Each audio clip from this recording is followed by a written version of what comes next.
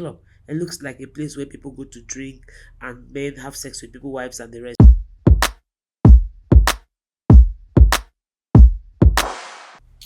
From immersive interviews to dissecting real life stories, it is always exciting sharing conversations with guests on this couch. And today won't be different. Welcome again to the Humans of Abuja podcast. And today with me in the studio, I have somebody that is very zestful and interesting. She is the founder and the CEO of Enene Akonjom Foundation. She's a UN Polak ambassador. She is the head, a mentor to a network of over 85 international volunteers. She's an accountant by profession. And above all of those titles, she likes being called Mother Hen. Welcome, Enene Akonjom. Thank you. It's good to have you on this couch. Same here. How is Abuja treating you? Abuja is fine, just that it's hot. It's very hot. It's hotter than a bunny. Okay, but Just that they have we have hope that it will get cooler because we are already in the rainy season now. extreme. When it's cold, it gets to the extreme. When it's hot, well, we're hopeful. But the climate change thing, nobody really knows. You can't even predict how the weather will be. Now, I just started farming, so I'm very mindful of rain, and I've been talking about rain, rain, Yeah. rain, rain, rain, rain. Farmers are actually the ones that talk about rain. So I just started doing that about a couple of months ago. So I don't know if it's going to rain anytime soon. It better rains because we need the rainfall for food security in Nigeria. And as somebody that they call a mother hen, I know that you are somebody that loves people. You love children. You love setting the pace. What is that thing that actually inspires you to do this? Okay, I just noticed that I have this natural instinct in me that I just feel I can achieve anything. I'm fearless. I like to solve problems. So I can't stand identifying a problem and not solving it. Then I don't have any barrier to how much problems I can solve. And God has blessed me with lots and lots of ideas. Yeah. Always have I always know how to figure out solutions to problems. Then I have this empathy for people that can't act the way I am. So I like to bridge the gap. I see a woman and I'm saying, why are you not going into that building? The woman is scared of going in. Why? I tap the door. Good man, so go around. Tell him I won't see him. I have that guts. I have that boldness. It's follow come. I know there's something like that. So I don't think about it. I don't need to be told or pushed. I just know that this woman needs to see this guy. We go out to see him. Okay, Alaji, are we breaking protocol? We find a way around it. I always find a way around it. There's something I always say, if you run out of alphabet, you create one. After all, human beings are the ones that created A to Z. So all I need this woman to see Elijah Suleiman. I bet you it will work. So I have a zero excuse life. I don't live any life that nothing. I, I don't know how to put it. I don't have anything that stops me from achieving anything I set my mind to do, except God decides, except heaven says, and then you're not going there. But if Enene is going there, whether it's raining or there's sunlight, I break through. You know that. Yeah. So that natural instinct in me, knowing that I have these qualities, I have these skills, I decided to use it to save the world. Because we have a lot of people that are laid back, they can express themselves, they can do a lot of things they desire to do. Then you have Mother Hen here that can do 1,000 things and can help people out. So why not? So I'm expressing it. I'm excited about it. I like it. I like the fact that I'm doing it. I like the fact that it's producing lots and lots of results. People are fine because we are solving problems. We are meeting the needs of people. We are doing a lot of things and people are happy. So Yeah, I remember a decade ago when we first met. If you remember, in 2014 when I was still doing my NYSC, Yes. and I was asked by my MDG coordinator that I should go and meet one ex-copper. That I should meet you, and meeting you, that was when I realized that okay, you had a foundation, a running foundation there. What made you start so early? Okay, yes, I grew up from a home. My dad is extremely kind. My mom is also very kind, and I grew up in the village, though. So you don't when you no matter how small you are, when you see someone that is dressed well, you will know, right? So I grew up from a village.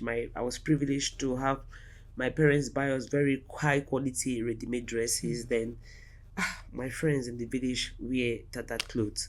So what I do is that when we are set to go to church, I hide one of my ready-made in my bag, and I will just corner my friend, my best friend, then she'll get dressed. And the next thing, usually village church, you dance around to put offering. Mm. Then my mom now sees my friend with the ready-made gown she bought for me maybe for an event.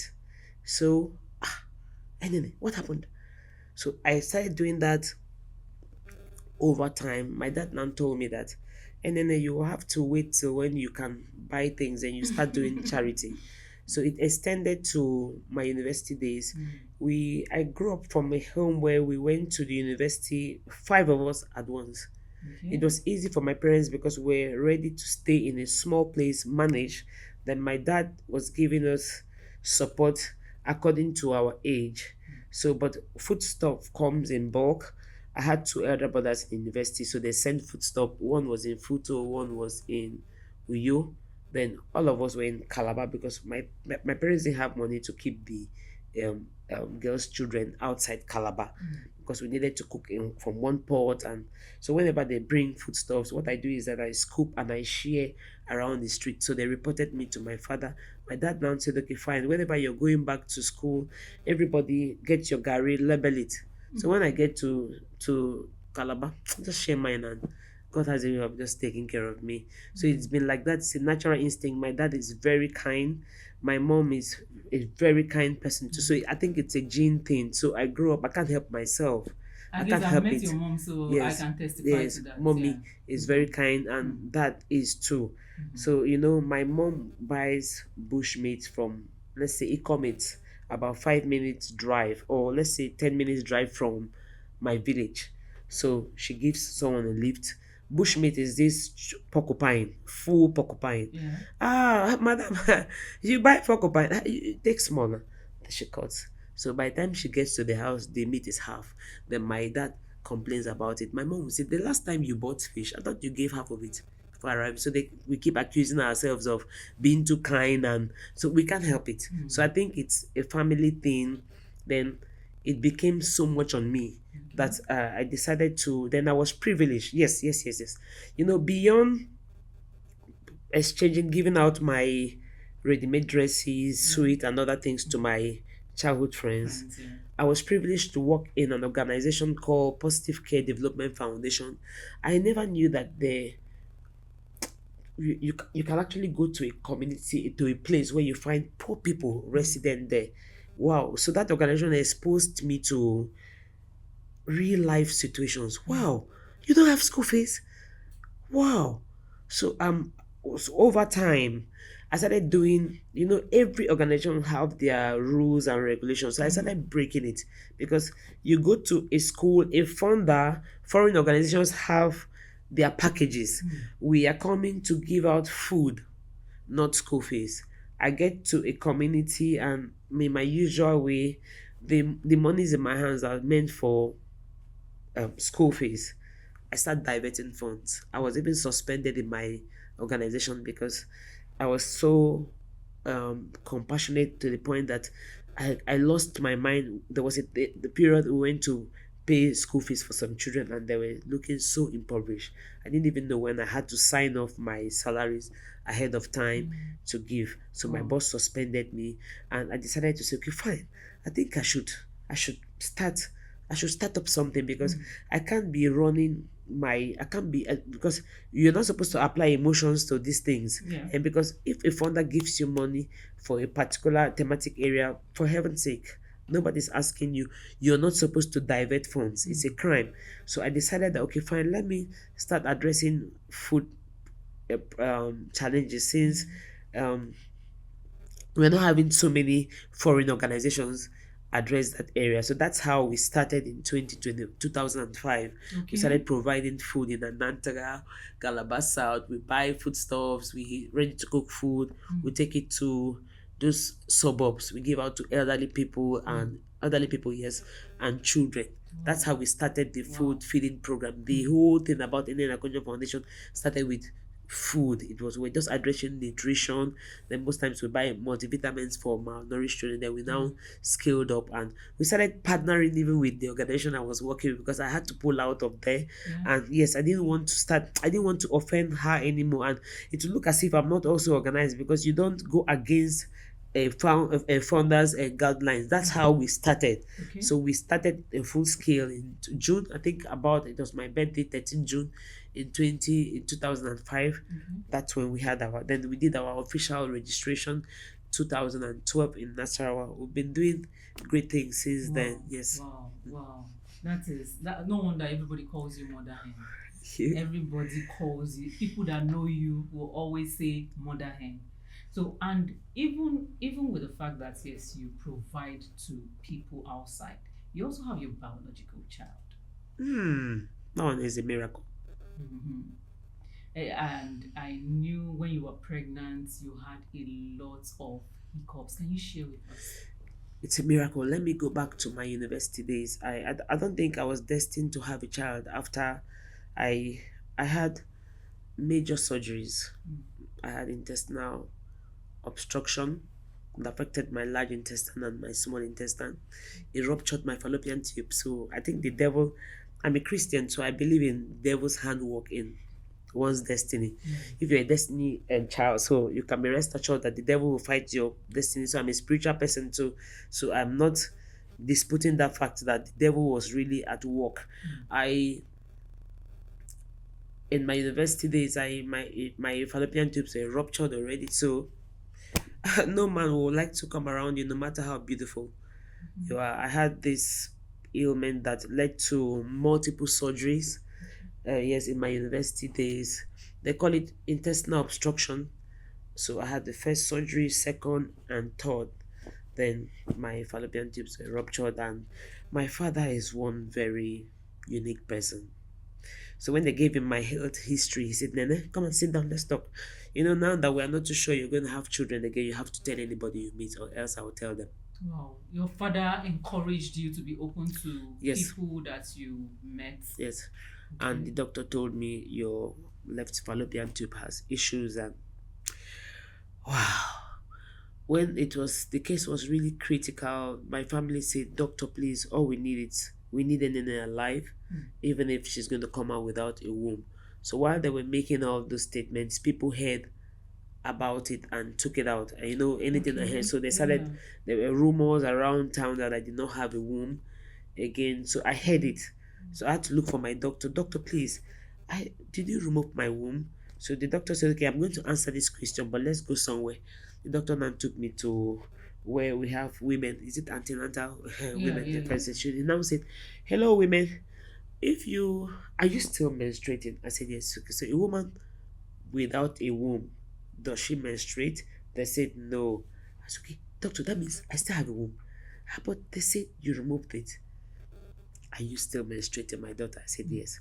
That's how I left. But the Okay. doctor did not really give me full details about the tubes and the About the rest. But situation. Yeah. yes, but my family, I waited for. My friends got married quite early, so it took me.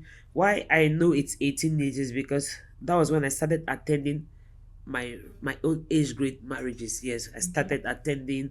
I should be. So it took me like 18 years. So anybody I speak to about, ah, I have this challenge.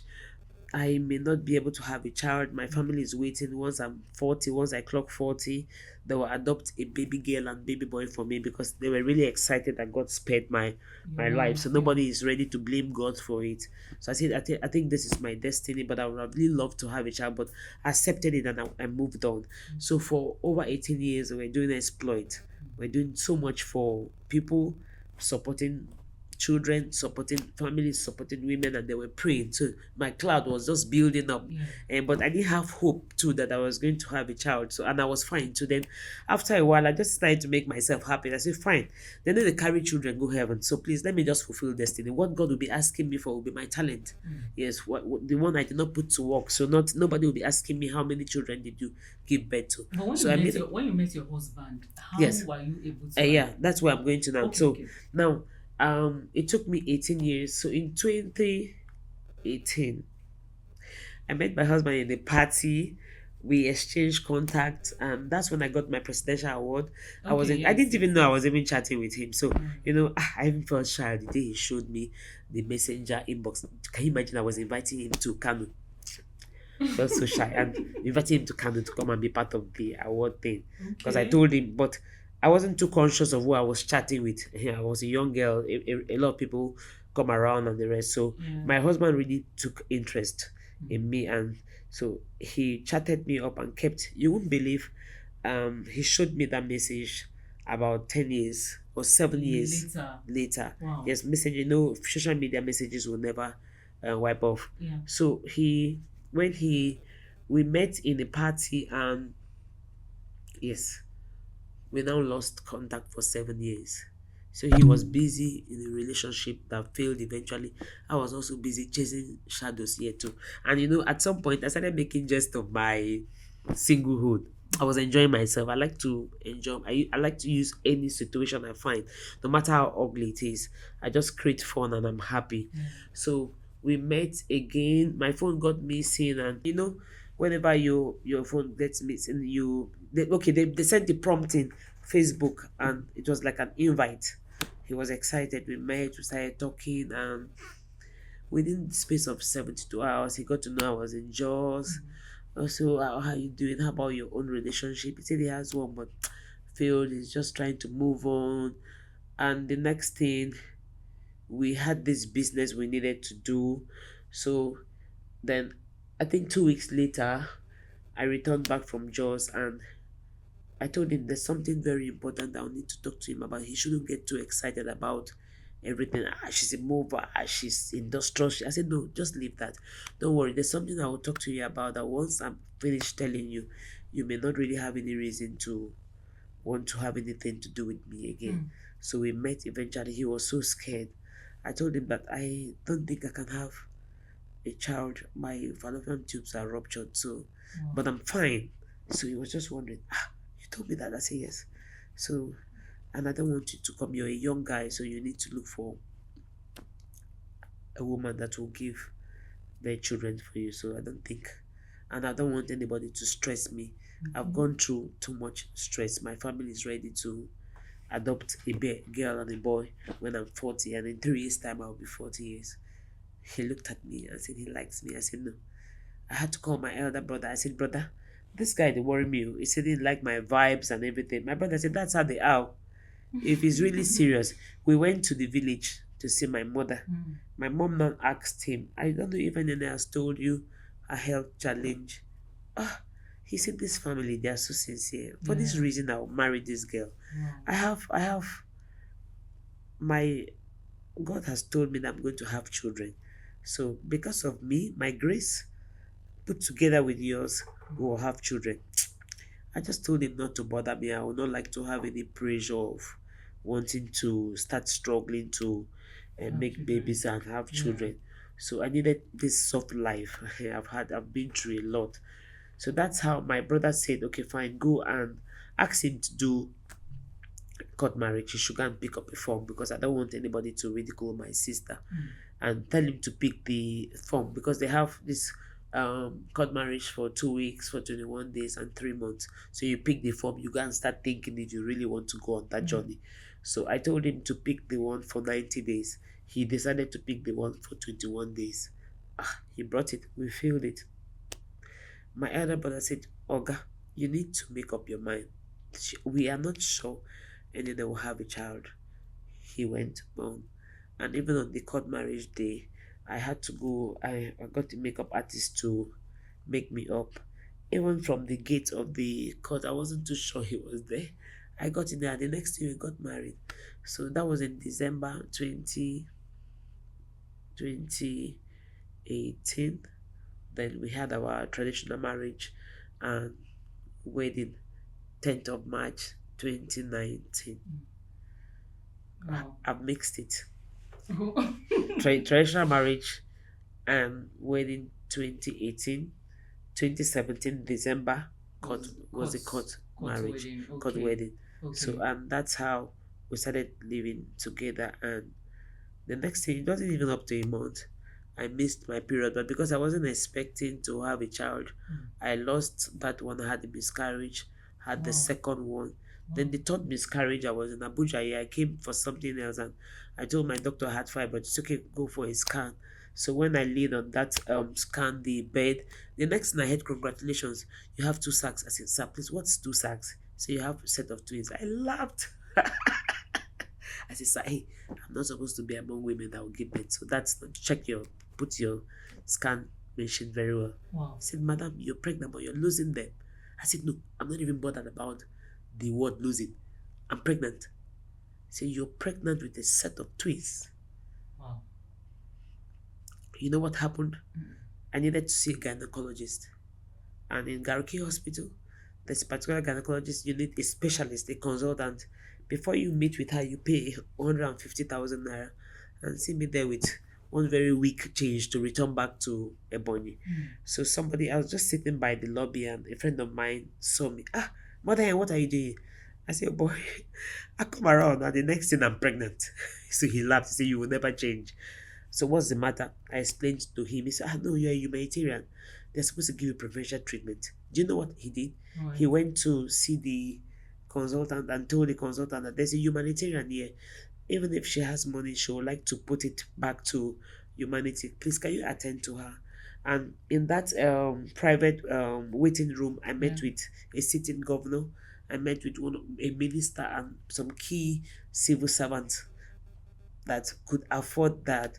But when they brought me to the waiting room, she came and took permission from all of them and said, please, this is a social worker. She's doing a lot for humanity. Please, I need to attend to her. Life is in danger.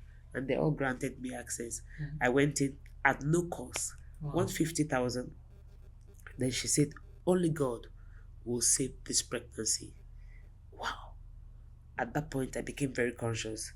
And but I went to, if I knew where I eventually went to when I was pregnant for David, they would have been able to arrest the bleeding. So I bled through and I lost that. twins. Yes, I lost it. Wow. So then, but I had hope. So before then, they told my husband's brother that I don't have a womb, and my husband's brother is so sound. Do you know he didn't tell my husband? So when my husband told him that we just lost a pregnancy, he was like, so she can even get pregnant. I told you that my brother loves this girl and the God of winners will give them children. So I think few months later, they referred me to Queen's Clinic, Abuja. Queen's Clinic, I want to say thank you to you. Let me use this medium. It's at Wuse 2. It's close to Unical Hotel Guest House. That's where they referred me to. And I met with the doctor and okay, I'm mixing it up. Few months later, I went back and I became pregnant again without knowing. Oh. Yes, so I found myself in Abuja as usual. I was 7 weeks old, and what they told me then was, once you're pregnant, come to Abuja. There's a doctor that knows how to handle complicated cases. So luckily for me, I got to know I was pregnant in Abuja. Wow. I was 7 weeks gone. So I ran to Queen's Hospital, and the journey you won't like to hear. From the first day, I'm a very restless person, and they told me, this pregnancy, you have to sit one place. Wow. I walk. What do I do? So because I've done so much for my university, I've done so much for them. So this was an opportunity for them to also say, fine, so give back to you. So when they spoke to my VC that Enene will need some time to ensure that this pregnancy stays, he said, Enene, go for 2 years. He gave me a long time. Wow. So yes, so I was able to sit back. I was taking what they called primulus injections. I took injections for 8 months, I had crisis during the pregnancy. Wow. I had intestinal obstruction again. What happened when I was single Yeah. and they had to pull excreta and all the feces from my tummy. I was 5 months old. I had this, I don't know what they call it, cervical saccade. My the baby was almost falling off. Wow. They locked my womb. So you can imagine how my husband stood. My husband stood. I had food poisoning. On my way, pregnant women have these cravings, and sometimes they call it long throat. Yeah. Along Paul and church, Pastor Paul and church, I saw this Aboki man peeling pawpaw. I bought the full one and I bought the one he peeled. I ate up, and that's after that day, my intestine shut down. My intestine stopped functioning. It was from one level, one problem to the other, one Wow. problem to the other, to the point that they told me that they were going to evacuate the baby and keep me alive, because the doctor said, "Now, woman, we they alive, go And born born again." again. Yeah. But something happened. While I was in the university, when I had these multiple surgeries, I had a covenant with God. But I forgot about it. I used to sell gold. So in the midst of crises, multiple surgeries here and there, I needed to stop going to the theater. I was tired. So I decided to shut down my gold business and sold it to God. I said, Father, I'm going to use this as my token to seal surgery in my life till I permit it. So that covenant was to put an end to surgery in my Surgeries. life, Yeah. or any kind of stitches. I used that gold business to seal it. I closed my account as well and sealed it. Then I took a walk. In the midst of my journey in life, I was even involved in a ghastly motor accident. Everybody they came out and they stitched them. I was the only one that was not stitched. The Holy Spirit just came and whispered to me that, remember the covenant you have. You said no stitches till you permit it. So I had all the signs of broken bone, cut flesh, and the rest, but No stitching. no stitches. So I just had, my breast was this big, like this 1 year Sabah. Yes, I had swollen breast, dislocations here and there, but no stitches. Then, while in the hospital, when they booked me for surgery, yes, the doctor said if you don't respond, because I couldn't pass gas, I couldn't also pass to my intestine slept, my end stopped working. David was 5 months. So the doctor said, okay, in 14 days' time, you're going to go in for a procedure, because now mama will leave, go born again. So while we're leaving the what do they call it? This doctor's room. What do they call it? Is it what they call it? The They are, doctor's office. yes. Or the waiting room. I know they have this name they call doctors. I know it's an office. While we're living there, they carried me. So I told them to drop my feet on the floor. I like to sing. So I just sang, I'm victorious. Yes, I am victorious. Glory be to God who has given me victory. Then I spoke. I said, these legs, you will go up and you come down. You will not be carried. So there's power in spoken words. I went upstairs, I slept, and I went into a trance. So I was half awake and half asleep. Then the next thing, the Holy Spirit came to me to tell me that, Nene, I heard your discussion with the doctor. The doctor is planning to evacuate David, because we already knew he was a male child. Okay. So, and the last time, several years ago, you had a covenant with me, and you said you're only going to, it's the only time you have surgeries when you permit it. So I've come to ask if you permit this surgery, so that I can authorize it from heaven. I said, wow, it's true. I had a covenant with God. Yes, there's a covenant. No, I don't permit it. I want David. I want David. So I woke up, and so they thought, one of the signs for um intestinal obstruction, it's maybe partial madness. Sometimes you start acting as if you're going nuts, Hallucinating. Oh. hallucinating. So they thought something was wrong with me. I told the doctor, the nurse, nothing is wrong with me. I have a covenant. I just came out from a trance. I have a covenant. I'm fine. There will be no surgery, nurse. Trust me, there will be no surgery. Nurse, you know what? You know what you do for me? Help me get, each time you come to the hospital, you always write your report. I'd like to start writing my report too. Can you get me office flat pie and a pen? So then you move this drip to this hand. let me start writing my own verdicts too. So each time the doctor comes and says, in 14 days' time, we're going to do evacuation, I'll say, in 14 days' time, I'll be discharged. And I will start eating, David will eat. I'll put my file and keep it there. Faith at work. So we kept moving, we're making progress. The next thing I passed gas. That was a good sign. Yeah. So gradually, we the 14 days, sorry, the 17 days they gave as trial period elapsed. Elapsed and no surgery, no evacuation No was done. evacuation was done, no surgery, but I had pipes connected here. I swallowed it. Very inconveniencing. I couldn't breathe. I couldn't do anything. I just had faith. David once in a while just kicks to tell me that mom I'm here because I used to speak to him. I said, David, your mom is is an agile woman. You need to come alive and see her. She's this, she's that, she's strong, she's that. I always say very nice things to David. So David would just kick at 5 months. Finally, we Fone. I'm sure you would like to ask how Fone was. Yeah. Fone was devastated. My husband was devastated. My husband is strong, he's a fit man because even when the journey when we started, we had just 35,000 naira, and each injection is about 6.5. I needed to take the injection for 8 months, and I was in a private hospital, and we left the hospital spending close to 2 million naira. Only God knows how we got that money. The short and long story is that David came forth.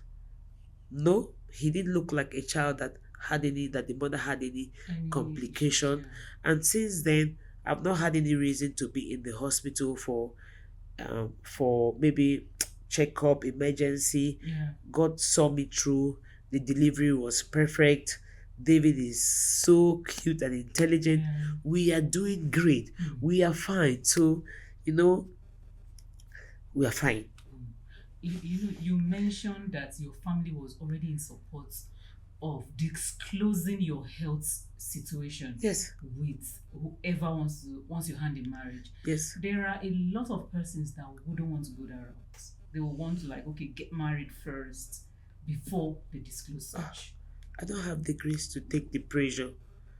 And my family said I've been through so much, so there will be no need for that drama. You just tell the young man if he's not ready, let him leave. You don't need to punish any man. And you know you don't have a womb, you know your then the worst is even the age aspect. I told him my age, he knew how old I was. And so he was ready to go down with maybe a more mature lady, because he had other women, the other people that could give him that did not have problem with their wombs, neither did they have problem with their age. They were young, but he decided to whatever made him to come, I think is divine. So my family said, no, no, no, you must disclose. If you don't, for heaven's sake, they were saying it. Even when he was moving from one point to the other to give the normal marital drinks and the rest, they asked him, are you aware of Enene's condition? My other brother did too. Yes, my mother did. So he's very happy. He just knows that we are open, we are free. We don't have anything to hide. And it really helped me because he's not using it against me. I think that's even why we did not stay so long. God blessed us with David. And David is like 10 in 1. No, this is very instructive. It's very instructive because there are a lot of persons that may have one or two issues. It applies to both males and females. Yes. So you may have one issue and you see somebody that loves you, that is ready to go down with you. And at the end of the day, you keep these things from them. It is very good to have that integrity, that transparency, especially when you're going into marriage with somebody, so that the person does not feel deceived. And once the person feels deceived, that trust in marriage is already countered. It's already countered. So, moving on, I know that you like golfing. I know that you like golfing, and it's something that you've started for like over a decade. Yes. What actually made you start golfing? What was the interest? Okay, I had a job. I used to live in Abuja. So I relocated to Abakaliki. On my way to Abakaliki, I didn't like Abakaliki at all. So I met a man called Architect Ubori on the way, and he told me, I know you're a exposed woman, you like Abuja lifestyle, but there's this group of people that you will meet in Abakaliki that will make you want to stay. So they are golfers. So I picked interest first of all in the kind of people that I'll be meeting. So 2 days into my first visit to Abakaliki, I visited the club, and sincerely I met with my kind of people. Okay. Yes, people that needed to, the kind of class of people I wanted to interact with. So that's how we started. There's something about me whenever if I want to do something, I like to get to the peak of To the it. Yes, I zenith. like to put to the zenith, and I like to give my all. Yeah. So, and now something, the golfing aspect comes in two parts for me. I also discovered that it's an environment where you see the extreme rich and the extreme poor. Mm. So I picked interest in the children that come around to, they call them caddies. Yeah. And so maybe I won't have played golf to this point, but not for the caddies, because that's why we were able to set up that program, because golf didn't really matter to me then. So my problem was how to leverage on the resources from the rich to the poor, the usual way. Okay, okay. What you're Yes, saying in essence is yes, that when you got to Abakaliki Golf Club, you noticed that there were vulnerable, poor people around yes, the that caddies. are caddies, Yes, and you use your influence as a social agent to blend golfing and humanitarianism. yes, that's even why I was able to stay till this time, because Okay. it has to be humanitarian activities that will keep me in the place. Mhm. That's where I will stay more if I have something, if I'm adding value. Yes, because I know the golfing thing is like for my own self fitness and maybe my own benefit. But supporting these caddies has to do with what I love to do generally. So Let us in. Let's know what support you've been able to like give them over the to years the since caddies. you've Okay, joined fine. So the it's golf. but it's about 10 years now. I got into Abakaliki Golf Club 2013, and we started by, I like to do we because I have a team Okay. of people. Yeah. We started by identifying their homes. You won't believe that these caddies just stroll into the clubhouse, carry the bags of golfers, and the golfers don't even get to know who they are, where they live, and what is their problem. Because the problem doesn't just end at the 1,000 stipends they give. There are a lot of things. So I decided to say, okay, fine, let me bridge the gap between the club and the parents. I did home visit. I went to some rugged zones, rugged places. Most of them stay in slums. I got to meet with their parents, and then we took off from there. Some were went to schools. Then we decided to do, okay, fine. We're going to, for you that wants to be in school, give scholarships to you. And then for you, we will do empowerment. Then the mothers that are still that still have strength to work, we decided to train them on some skills. Yeah. So we kicked off by launching a Caddies welfare program in Abakaliki Golf Club. Caddies welfare program. Yes, it was a welfare program. Then the team, the tag, the slogan there was beyond the game of golf. Yes, so I was able to raise funds from golfers. Golfers were excited. They were really excited about it, because if a caddy comes to meet you as an individual to say, I don't have school fees, you would think the caddy will eat it on the way. But if a body comes, like a team of people say, fine, we've been to preschool, secondary school, for example, and Nweke is in JS3, he needs to write junior WAEC. So we would like to, whatever you have, so you give to the organization, then we take it there. It's more sustainable and Yes, reliable, because these children can be very funny. So we've been able to do educational support. Then we've also done skills empowerment program for the caddies that don't want to go to school, because you can't force that on them. That's Then true. their parents too have been trained. Then we have the biggest of them all. It's on reorientation, attitude reorientation. The caddies used to steal, they tell lies. Sometimes in the course, they will hide your ball. If you play your ball, it gets missing, they hide it, because they have an opportunity of coming to resell it to you. So a caddy sees a ball and will use his leg to press it and bury it to the ground. So I taught them on how to be truthful, to have integrity. Wow. And I spoke to them on savings too, because they make monies on a daily basis. Sometimes you see them, when they see me coming, they just start running, because you find them around one aboki buying suya, and the next thing they are looking for looking for school fees. Yes, Mm. that's what they do. Then they started having small, small girlfriends here and there Uh-uh. because the parents don't even know what to do. Because they are now like breadwinners. So Oh, when a teenager is a breadwinner, you can have control over over that. them. Yes, so Yes. there's a little you can do. So I decided to bridge the gap to talk to them about saving culture. So I got like piggy boxes for them. Mm. But right now, I'm planning something in July. I want to get, now that we have money points and the rest, I'm trying to see Yeah. if anyone that has an account, sorry, that has a phone, will not have an account where I'll be monitoring weekly. They'll put in maybe 500, 1,000 because they've increased their card fee to about 1,500 per day. That's a Oh, lot of money. yeah. And each time you see these cards, they are looking very tattered. So I also taught them hygiene, yes, Yeah. proper hygiene training. I bought shoes for them. Most of them were wearing shoes for the first time. And because of that, they had blisters. They were wearing shoes for the first time. I bought canvas. I bought sandals because I needed them to look very clean. Yeah. You can't be working with a very wealthy person and And you're look looking tattered. so tattered. So Yes, I needed yes. them to look like the environment where they are working in. Mm. So we've done so much. We have track records. We have caddies that have graduated from that level. Some are in Lagos, some are in Anambra. Yes, Wow. yes, they are doing well. The last time I saw one, and 3 weeks ago, 3 months ago, I was playing. I saw one, and he told me, "Ma, I don't do furnitures. So whenever you're ready," I said, "My God, you're going to do the next one." He said, "He's a carpenter." I said, "You're a carpenter?" I said, "No, I'm a furniture designer." I said, "That's Wow. great." I teased him by us telling him you're a carpenter. I said, "No, I'm a furniture."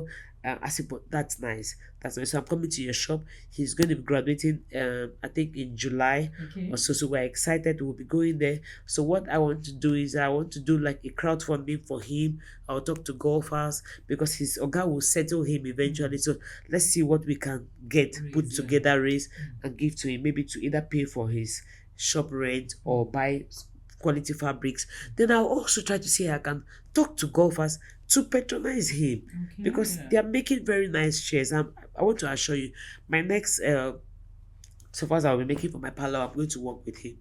That Wow. caddy, yes. So golfing for you is not just exercise, Yes, it's an instrument of yes, change. and it's also tourism for me. Oh, Yes, okay, yes, okay, it's great tourism for me, so I can travel anywhere. I'm just coming back from Kano, okay. and I'm very fearless. So we went by road. Golfing for me is tourism. It's for charity. Mm-hmm. It's for keeping fit. It's for networking. Mm-hmm. It's a lot. Somebody spoke to me, said, "I'm a big man game." I said, "But me, I'm not big. I just do big things." I said, the company you keep determines where you're going to. I Yeah. said, "I'll be big someday because I'm working." Just recently, we had an event where I saw three sitting governors, played in that course in IBB. So what do you want to talk to a governor that's what golf does. Okay, It will yeah. it will make you meet with people that naturally you can have access to.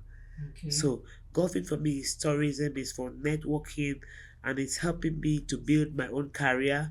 Golfing is helping me to reach out to the poor. Mm-hmm. It's helping me to know places. I've never been to Kano, but I was in Kano, Yes. and I know what I learned from traveling to Kano just for 5 days. Mm-hmm. So golfing for me, it's everything. Wow. There are not many female golfers in Nigeria. How would you, because yes, I know that you are a very mover. How would you like want to recruit? What method would you want to recruit more females into golf? Okay, let me narrow it down to Abakaliki, then I will now respond to Nigeria or All in right, general. all right. People think that golfers are loose people. Maybe loose women that sleep around, have sex with men. And I told them that a woman that is Where is loose, that impression I don't coming from? understand. When you're social, you're free and everything, people just think that you're loose. So I now told them that a woman that is loose is loose. And so the golfing environment doesn't have um it's not like there's something that once you come under the umbrella of the club, Yeah. it just telling you go and be loose, be this, be that, and that. I told them that it's just an impression. Mm. Now, a lot of ebony women are shying away from coming around. I don't know if it's because there's club attached to it. So I'm sure if they said Abakaliki golf, I'm Or sure golf would have had association. a golf association would have had more women come around. Mm. They like associations, but club, club. It looks like a place where people go to drink and men have sex with people, wives, and the rest. So Uh-uh. people don't feel comfortable with the club thing. And so a lot of women are shying away. So, but I've been able to change the narratives because even the people that come around and they see what we do there, Mm. we then we're six. I was able to get the number to about 32. Yeah, was it when you were lady captain? Yes, when I was lady captain, I got Okay. the number to 32, and we've had very active women play golf, and we've had a lot of Ebony women win trophies from outside Ebony. That's interesting too. Oh. So now, how do we get women to play golf? We need to let them know the benefit of golf. It just as people need to know why they are playing golf. Because now you play golf, you're in a team. They call it flight. When you put four persons together to walk into the course, women's syndrome. They start fighting. How can I travel all the way to Kano to create enemies? For what? So women need to be educated that golfing it's networking. Yeah. Yeah. Because I can't be in Kano and I'm fighting. Fighting for what? Do I even know the next person? Because people just come around and they're so simple. The last time I was playing with the owner of Corn Oil, and thank God we're very sweet to us. And next thing she offered me apples, and we got talking. It's a platform where you can spend if you're spending about 4 hours in the course, you just talk about anything. Mm. And the whatever what golfing is, it's the whatever attitude you put in the course is who your true self is. So because if you play four, it's expected that you declare four, you don't declare less. Mm. So people that don't have integrity, you get to know them easily when you're playing with them. And so women should know that golf, it's for networking. Yes, networking is the key thing, is the number one thing. That's why somebody will go all out to spend 2 million naira to register in IBB Golf Club. Yes, Mm. people take loans. It's like investing Yeah. because you meet Yeah. with people there. So Mm. you don't go there and you're meshed with somebody to play and you're quarreling over one small tiny ball. You should be able to manage your temperament and build relationship and build friendship. That's what I want women to know.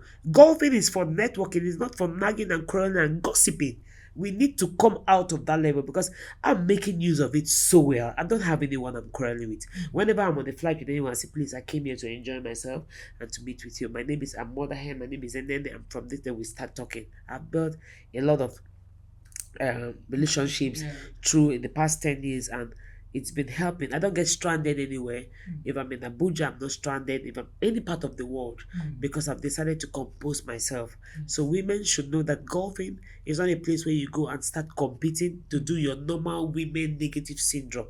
Please come out of that. It's for networking.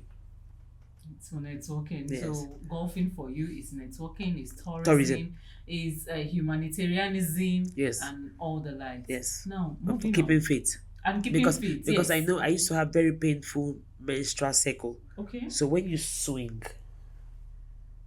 everywhere, at some point when I'm menstruating, I don't get to know. So it has a way of just correcting some things. Okay. And so for keeping fit, which is number one, for networking, for tourism, for everything. Golf is life, man. Please, golf is life. Golf is life. Golf is life. Now moving on. In your life, Enene, what is one thing that in all these battles that you fought, in all these experiences that you lived, what is one thing you would want to be changed? Okay, in my personal life, Yes. to be changed. What will I want to be changed in my personal life? Not pertaining to anything, right? No, pertaining to anything. Okay, I need Pertaining to to link it anything. up. What do I want to be changed? Okay.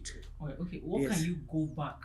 Like, Okay. what can you travel back in time and say, okay, I want to change this thing? Ooh, beautiful. Sincerely, me, I would like to read more. I would have loved to start reading early. I would have loved to be the best. What do they call it? Is it tech speakers? Tech, right? Yeah, I love it so much. I'm not doing so well.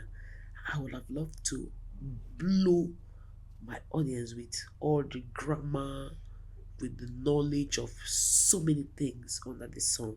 But I don't know whether it's late now because I'm struggling. I have books. I have books all over. So reading having in-depth knowledge on some key things, being an expert, knowing something more than the entire world. Like, I would like to be known for something that I'm doing excellently well. Very perfect. Very perfect. Like, you see the humanitarian thing now. I've not gone far. Do you think it's late? Okay, fine. So I would like to, by the end of my lifetime, I would like to be greater than Mother Teresa. So we should find a way to dice down Mother Teresa, and people should hear Mother Hen or Mother Mother hen. Enene. So Mother I'd like to hen. do more. I'd like to Okay. stretch more than what Mother Teresa did. Yes, by doing more, giving back. Well, oh my God, how do I even explain this now? So I talked about reading, right? Then I ran Yes. back again. So I think I would like to do more.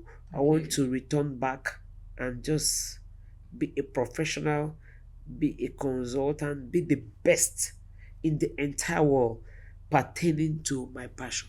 Pertaining to your passion. Pertaining to your passion. Thank you so very much. Passionate Enene Akonjom. Phone, right? You Yes, add phone to your name. yes. It's been a very, very massive session talking with you, and I know that if we give more time, Oh, we are not going to go out of here. But anytime you are up for it, the couch is ever ready for you. thank So you. thank you so very much for watching the Humans of Abuja podcast today. And do not forget to like, to share, to subscribe, and send in your stories. We would love to read from you. So from me, it's bye bye, and from Enene. Bye.